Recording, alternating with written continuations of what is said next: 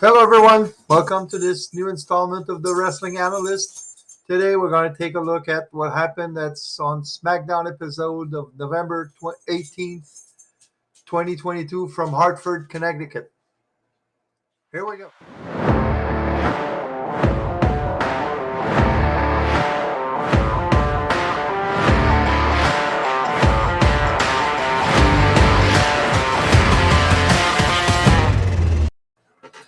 So, first segment of the evening, Brawling Brutes come out to their music, of course, and Drew McIntyre follows right after. And they get in the ring. Drew and Sheamus talk about their 20-year rivalry, and just like some people like to copy, uh, they say, "Are you feeling broody?" So they asked that to Drew, so he can join the Brawling Brutes in the War Games match against the Bloodline. So, but the question was, who will be the fifth man? Okay, my kitten is playing here. So who will be the fifth man? So Sami Zayn interrupts, and you start to hear Husi chants, and Sami all but guarantees. Well, he did say he guarantees a win for the Bloodline at War Games, whoever the fifth man will be. I already had my doubt, and my doubts were confirmed at the end of the evening, like a lot of like a lot of people on the internet. So, uh, but Sammy was Sammy again. He made me laugh, but he almost made Drew McIntyre crack in the ring with his UC in the sky with diamonds. It's like, what the hell? Where the hell does he take that? But anyway, that was Sammy. So he basically guaranteed Bloodline win uh, for War Games. So, but that's the Sammy persona right now. He has so much confidence in the Bloodline and Roman's abilities that he feels they're unbeatable, and it appears like that. So anyway, so that was for first segment. Now on to match one.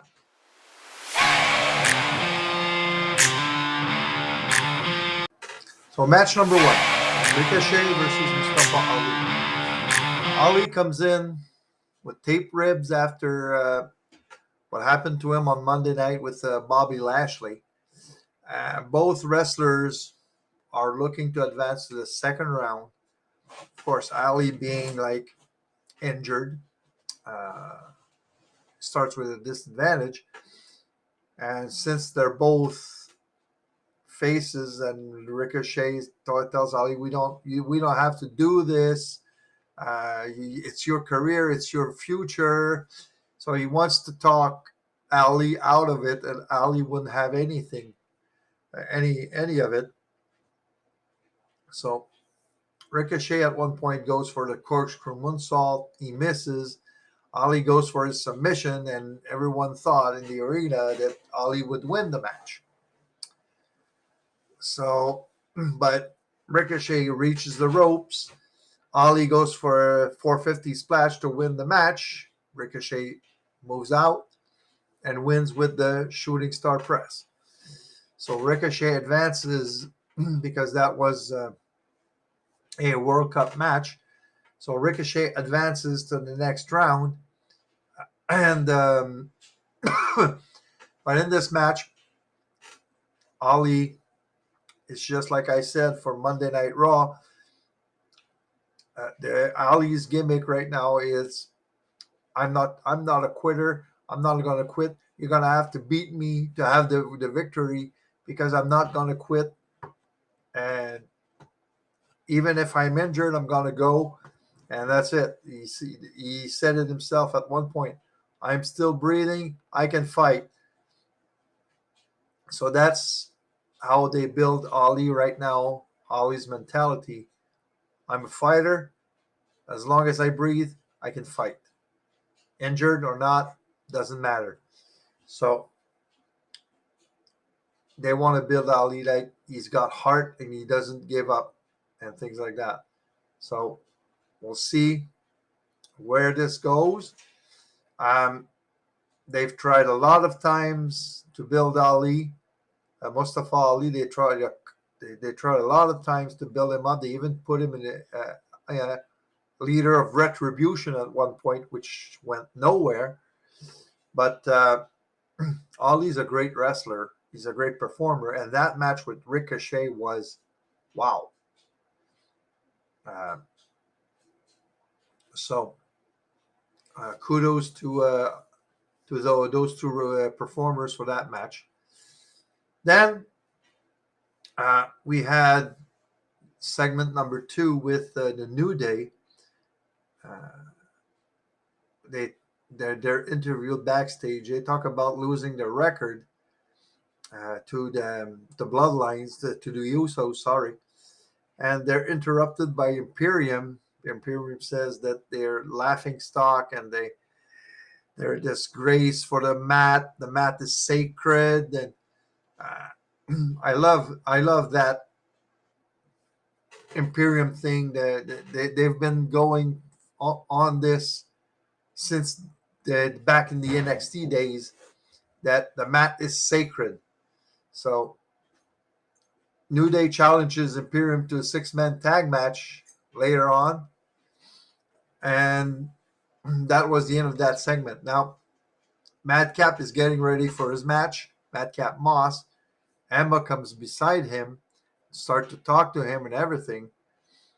And I don't know if you guys are aware, but Emma and Madcap are a couple in real life. So they are starting a relationship in a storyline relationship for both of them. So Emma tells Madcap, "Hey, you got this. Use your feet as a weapon against his match against Karrion Kross, which is next." So I'm going to go with this match right now.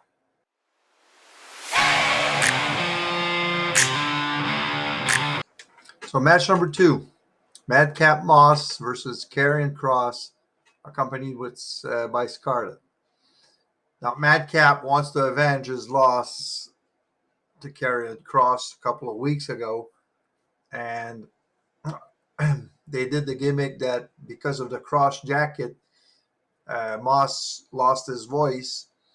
That's why he was not talking that much to Emma earlier in the second segment. Kross wants to get the win to position himself even more as a contender. Now Madcap Moss starts the match with House of Fire, and he dominates the majority of the match until they go outside the ring, and Madcap goes to hit Kross, and Scarlett puts herself between the two. Kross goes back in the ring, and it was the beginning of the end right there. Kross puts the cross jacket in for the win. Don't relinquish the hold, and does so just before we getting disqualified, I guess. And after the match, you see Emma comes to see Madcap after the match. So, what are they doing with Emma now? Last time, I think it was last week, she was there. She had a discussion with Xia Li, and I really thought that Emma would face Xia Li in her first feud. But now, are we going to see Madcap and Emma versus Karrion Kross and Scarlett feuding together? Maybe have a match between Emma and Scarlett, because apparently Scarlett, I never saw her wrestle. From what I hear, she does, and apparently she's very good. So I'll have to go watch a match from her or at some point just to see how she is really as a wrestler. But that means they're going to maybe start its storyline between Karrion Kross, Scarlett versus Emma and Madcap. So we'll see how it goes. Then, um, segment number 3, Bray Wyatt comes to the ring, starts talking, and says he apologizes to LA Knight for what he did last week. LA Knight comes in, gets to the ring, and he extends his hand as to say accept the apology, but then he goes on and slaps Bray Wyatt in the face.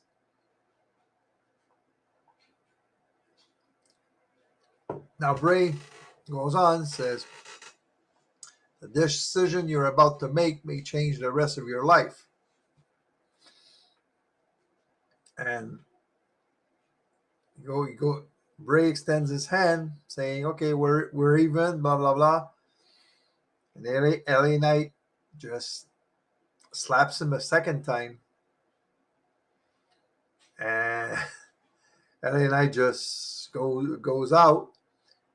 But while he has his back turned, you see the giant screen in the back flickering with Bray's logo, or I didn't make what was there, but I assume it was Bray's logo, and it was flickering the whole time. So that led after that to a commercial break, and then we saw match number 3. So that's where we're going to go right now.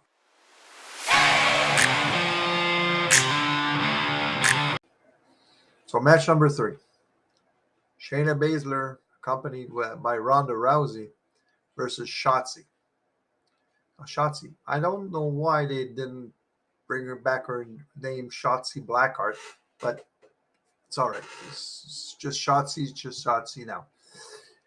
So Shotzi wants to advance the attack from last week and build momentum towards her championship match at Survivor Series against Ronda Rousey. Now, Shayna, right now, she's in a rebuilding mode and build her new persona, more vicious, more what she was in NXT. So, win or lose right now doesn't really matter for Shayna. It's better if she wins, but win or lose right now doesn't really matter. It's just building back the character, the mean Shayna that we had in NXT. Now, during the match, Ronda distracts Shotzi a couple of times, and then Raquel Rodriguez comes out to even the odds, and Shotzi wins with a roll-up, which was expected that Shotzi would win, since they want to build her credibility a little bit towards her match against Ronda at Survivor Series. So Shotzi gets the win, builds momentum towards Survivor Series, and spoiler alert, Shotzi's not going to win the title at Survivor Series, but that's just my take. And Shayna, like I said, win or lose right now doesn't really matter. So, going back to segment 4 with LA Knight, who looks to be in a hurry to get out. And he's interviewed by I I don't know. I should note who's interviewing who, but that doesn't really matter. Uh, he opens the door and we see a masked figure in the back in the dark, and the only thing we see is the mask. And we see him go out the door, and after the break, well, after the fourth match, we see that LA Knight is lying on the floor and covered with all sorts of things. So you assume he was attacked by that masked figure, uh, just to build up on Bray Wyatt's gimmick that he regrets what he's doing, but there's somebody attacking people for him, and probably maybe Uncle Howdy or one of his Bray Wyatt's six or uh, people that's going to join him. So Bray Wyatt's storyline continues to develop. I know some people that say it takes too much time, but I don't agree. Uh, this kind of gimmick right now they're doing with Bray takes time. It takes time to develop, and you don't want to rush it because it creates interest. People want to know what's going to happen, and that's how you hook people. People want to know what's going to happen next week, and then what's going to happen next week, and then what's going to happen next week.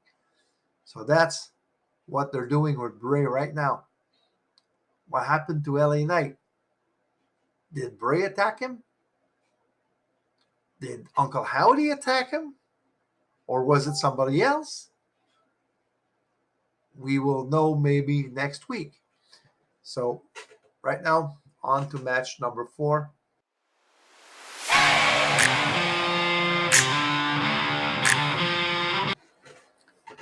So, Imperium versus New Day. And the third man of the team is Braun Strowman. Braun Strowman that won his quarterfinal match last week for the World Cup. In essence, that World Cup tournament is essentially a number one contenders tournament to determine uh, the next contender for Gunther. And with this match, we already know, unless a big surprise happens, but we already know that Braun Strowman is gonna win the tournament and go on to face Gunther. Uh, Eventually, not now, but maybe at the December Premium Live event. So, in essence, this match is just uh, what we can call maybe the next feud, Imperium and New Day. Maybe. Um, Maybe that would be to build Imperium as a tag team contender. Uh, I could see good things happening from an Imperium versus New Day feud while Braun and Gunther battle for the Intercontinental Championship. So that match I would call maybe the start of a feud because Imperium just came out of the Brawling Brutes feud and they came, but they need to be established more to one day challenge the Usos for the titles or whoever the champions will be by then. Uh, so New Day wins the match just to maybe get Imperium to have to want a rematch next week. Could happen. Hope so, because I think those could be good matches. And Imperium needs to have a feud with an established team and win that feud to get higher up in the ranks. So we're up to now with the main event. So let's get to it.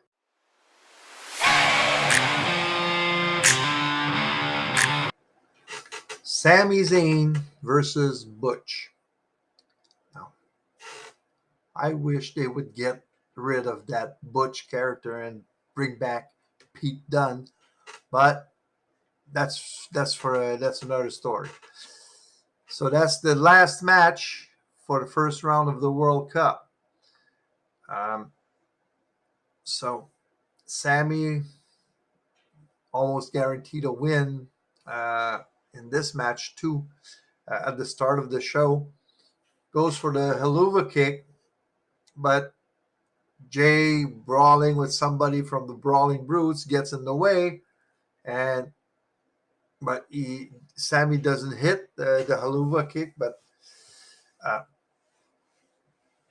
that does is that Butch is able to deliver the bitter end for the win, and Butch advances. Now, Sami losing the match is just more fuel to the fire towards his eventual face turn, which is coming. And there's a big event coming in Montreal. You all know Elimination Chamber will be in Montreal in 2023, February 18th. And if they want, maybe in the future, for this event, if they want to have Kevin and Sami challenge the Usos for the titles, they're going to have to make Sami's turn happen in the coming weeks. Maybe, I would say, towards the Royal Rumble, that could happen. But it's just a bold prediction right now. But I know that if the plan is to have Sami and KO challenge the Usos in Montreal, which would be, the crowd in Montreal would be electric. That would be, they're going to have to turn Sami face. Like I said, the end of December, start of January, maybe towards the Royal Rumble. So back to the subject. A brawl ensues between the two factions. Roman sets up for the spear, and when he sets up for it, KO's music starts, and KO comes out backstage, comes to the ring, and seems like KO is the fifth member of the Brawling Brutes and Drew. So face off with Roman. KO gets the upper hand, pushes Roman to the corner, stomps the hell out of him, and then turns around face to face with Sami. Very interesting. They don't touch each other. And Roman super punches KO. Ridge Holland pulls Sami out of the ring. Roman sets up for his spear, goes for it. KO kicks Roman. Boot to the midsection and stunner. So that's how the show ends, with the faces, the team, the Brawling Brutes and KO, celebrating in the ring, while Sammy is looking right at KO saying, "What are you doing there?" Or so it's going to make for a very interesting match at War Games. And KO confronting Roman changes the whole complexion of the storylines. Now, KO is very well liked by Triple H, and KO is very popular with the crowd. He's well respected, and he's a hell of a wrestler. So that's it for my Smackdown analysis. Very interesting things coming with KO versus Roman, Drew versus Roman maybe at the Rumble. Are we going to see KO win the Royal Rumble match and face Roman at WrestleMania? There's a lot of possibilities there. So I'll check out the card. There's still matches to be confirmed for Survivor Series, and as long as they're not confirmed, it's going to be difficult for me to make my predictions. But next week, I'm going to have my predictions video for Survivor Series, and the Raw video and the SmackDown video again, and maybe one Chronicle. I'm thinking about maybe doing a recap or analyze a storyline uh, from the last 2 months or something, or month and a half. I don't know which one yet, but I'm gonna have to take notes and look through my notes for that, um, which one I'm gonna take and things like that. So have a nice day, have a nice evening. Hope you like this video. Hit like, subscribe, and turn on notifications to be notified when new videos come out. Bye.